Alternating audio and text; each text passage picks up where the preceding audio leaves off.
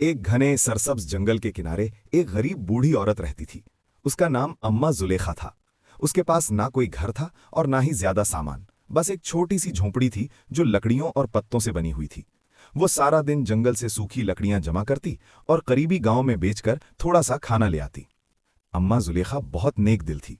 अगर उसे कभी ज्यादा खाना मिल जाता तो वो उसे जंगल के जानवरों में बांट देती।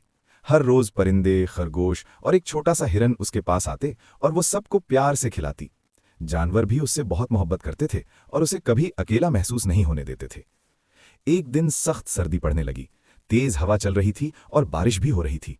अम्मा जुलेखा की झोंपड़ी कमजोर थी, इसलिए वो टूटने लगी। बूढ़ी औरत बहुत परेशान हो गई। उसके पास ना इतने पैसे थे कि नई झोंपड़ी बना सके और ना ही कोई मदद करने वाला था। ये देखकर जंगल के जानवरों ने आपस में मशवरा किया। छोटे परिंदे टहनियां ले आए, खरगोश नरम घास ले आया और हिरन मजबूत लकड़ियां ले आया। सब ने मिलकर अम्मा जुलेखा के लिए एक नई मजबूत झोंपड़ी बना दी। जब बूढ़ी औरत ने यह देखा तो उसकी आंखों में खुशी के आंसू आ गए। उसने सब जानवरों का शुक्रिया अदा किया और कहा, तुम सब मेरे सच्चे दोस्त हो। मैंने हमेशा तुम्हें अपना समझा और आज तुमने साबित कर दिया कि मोहब्बत कभी जाया नहीं जाती। इस दिन के बाद अम्मा जुलेखा और भी खुश रहने लगी। उसने सीख लिया कि अगर हम दूसरों के साथ अच्छा सलूक करें तो मुश्किल वक्त में वही लोग या जानवर हमारी मदद के लिए आते हैं। सबक: हमें हमेशा दूसरों के साथ मेहरबानी करनी चाहिए, क्योंकि नेकी का बदला हमेशा नेकी की सूरत में मिलता है।